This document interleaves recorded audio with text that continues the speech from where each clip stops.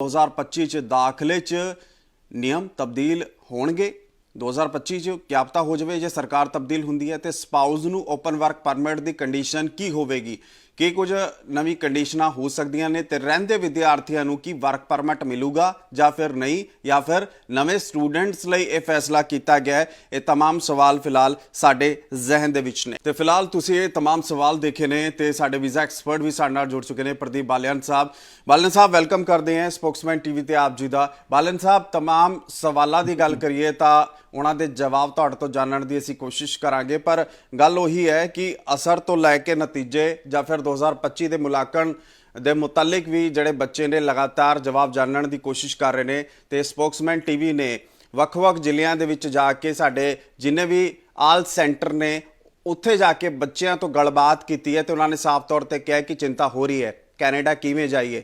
ਸਵਾਲ ਇਹੀ ਹੈ ਬਾਲਨ ਸਾਹਿਬ ਤੁਹਾਡੇ ਤੋਂ, ਵਾਕਈ ਬੱਚਿਆਂ ਤੇ कितना का असर पवेगा सर?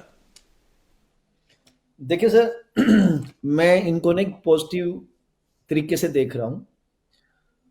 आप बिलीव करना कि मैक्सिमम स्टूडेंट्स कनाडा की तरफ जा रहे थे और जब एसपीपी स्टार्ट हुआ था, आज एसडीएस से पहले एसपीपी था, $10,000 living cost as an GIC किया था और जी तकरीबन तकरीबन 15-16 साल से वही चलता आ रहा था। इवन के वहाँ खाने पीने रहने के खर्चे डे बाय डे इंक्रीज हो रहे थे, तो इसलिए उन्होंने $20,635 लिविंग कॉस्ट कर दी जीआईसी। और ये स्टूडेंट के पैसे हैं। सबसे पहले तो इस बात पे थोड़ा सा चिंतित हुए थे स्टूडेंट्स, लेकिन इस चीज का कोई असर नहीं है।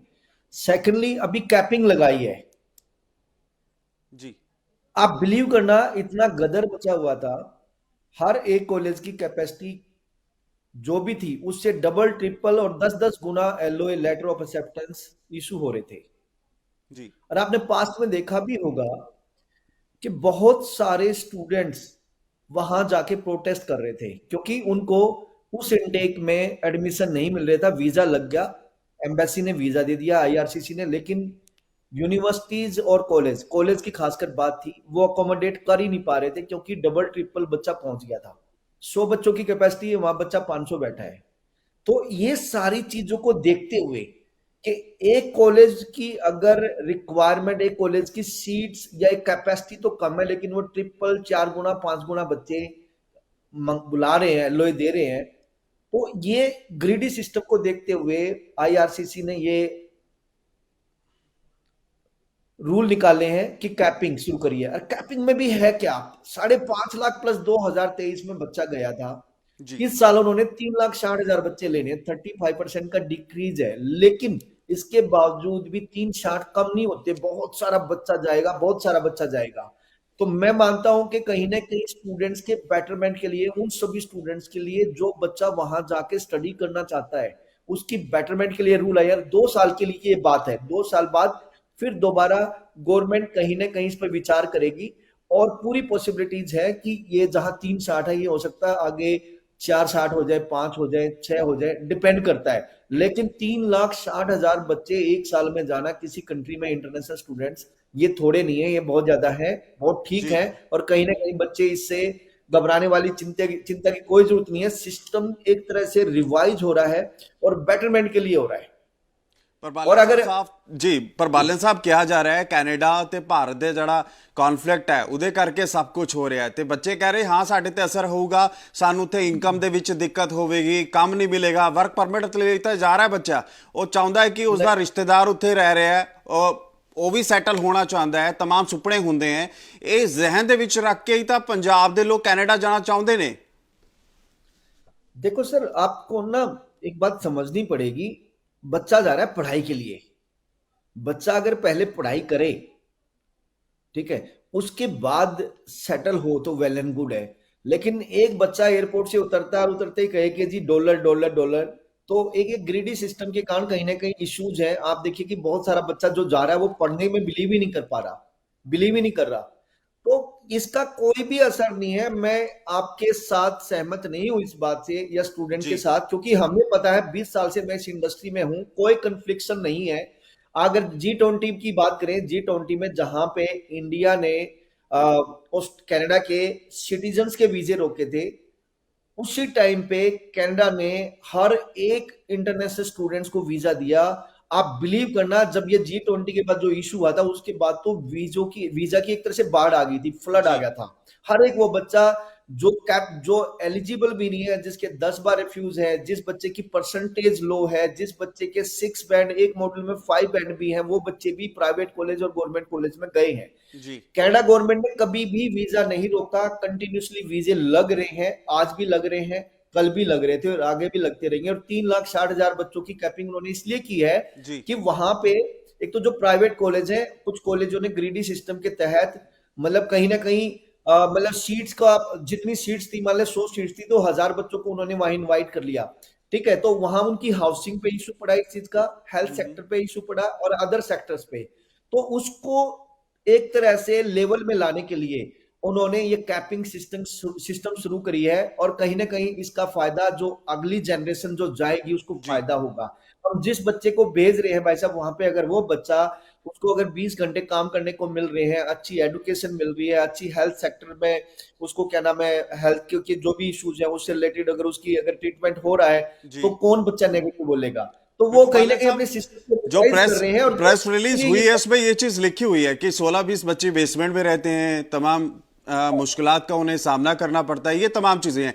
लेकिन सर सीधा सा सवाल है कि वर्क परमिट जो है वो एक रास्ता होता है पीआर का, शायद इसीलिए तो बच्चे जाते हैं वहां पर कि ठीक है वर्क परमिट पर हो गए, आपको वर्क परमिट मिला, ठीक है 6 महीना 1 साल या फिर 1.5 साल के बाद आपको पीआर भी मिल जाएगा। तो बहुत आसान तरीका होता है सर ये। तो वर्क परमिट कहाँ रोके हैं? अगर देखा जाए, जो बच्चा मास्टर्स के लिए जा रहा है, पीएचडी के लिए जा रहा है और पीजी प्रोग्राम के लिए जा रहा है, बैचलर बच्चे जो जा रहे हैं उनके जी लिए 3 साल का वर्क परमिट उन्होंने अभी भी एज इट इज रखा है। और जो बच्चे 12th पास है, यूजी प्रोग्राम के लिए जाएंगे, उसके लिए सून आने वाली है, न्यूज आने वाली है कि वो work permit as per the duration of the program होगा, या किस प्रोग्राम में वर्क परमिट होगा, किस प्रोग्राम में नहीं होगा।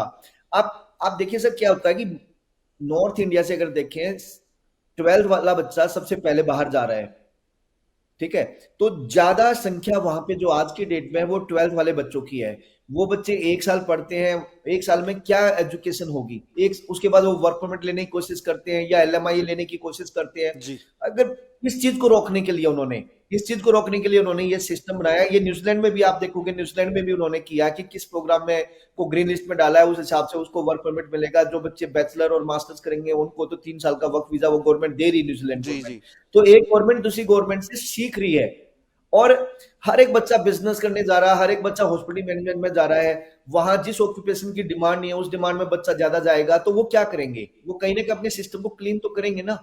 तो जो बच्चे मास्टर्स में जा रहे हैं, जो बच्चे पीजी डिप्लोमा में जा रहे हैं, जो बच्चे पीएचडी में जा रहे हैं, उनके लिए तो 3 साल का अभी भी है। और जो बच्चे यूजी प्रोग्राम में जी जाएंगे उनके लिए अभी अनाउंसमेंट होने वाली है नेक्स्ट कमिंग टाइम में।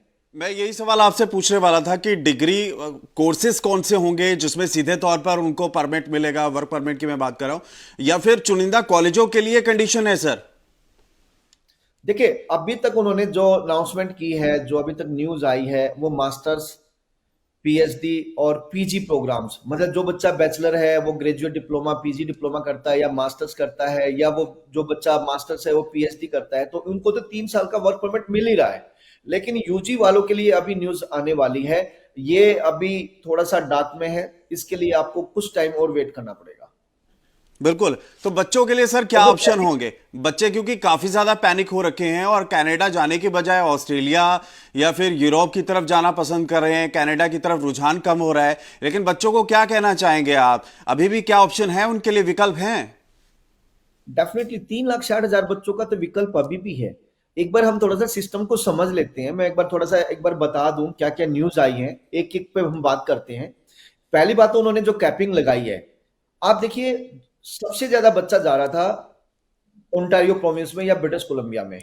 जो नेगेटिव रिव्यूज आ रहे थे वो इन दो प्रोविंस आ रहे थे। इन दो प्रोविंस की बात करें तो ब्रैम्पटन में बच्चा था, मिसिसागा में बच्चा था, टोरंटो में बच्चा था, उधर सरी और वैंकूवर में था।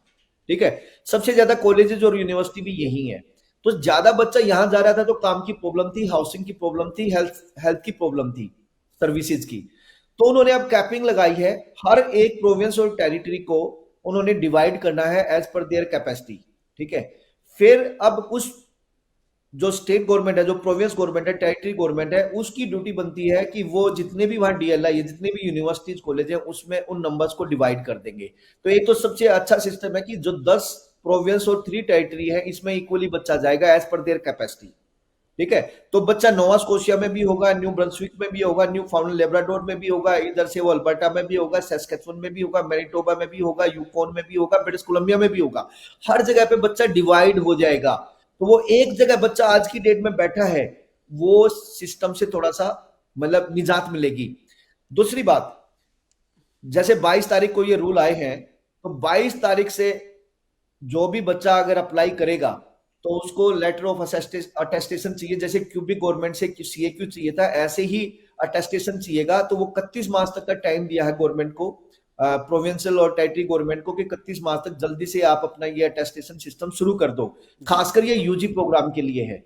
जो अटेस्टेशन से जो एग्जेम्प्ट है, मतलब जिनको अटेस्टेशन की जरूरत नहीं है, मतलब जिस पे कैपिंग नहीं है, आपको समझना होगा। जैसे स्कूलिंग वीजा के लिए कोई बच्चा जा रहा है, किंडरगार्टन से लेके अगर कोई ग्रेड 12 तक जा रहा है, कोई कोटा सिस्टम नहीं है, कोई कैपिंग नहीं है, कितना भी बच्चा किसी भी एरिया में जा सकता है। ऐसे ही कोई भी बच्चा मास्टर्स करने जा रहा है, कितना भी बच्चा जाए, कोई भी अटेस्टेशन की जरूरत नहीं, कोई कैपिंग नहीं है। पीएचडी अनलिमिटेड वो ले रहे हैं, कोई कैपिंग नहीं है, कोई अटेस्टेशन की जरूरत नहीं है।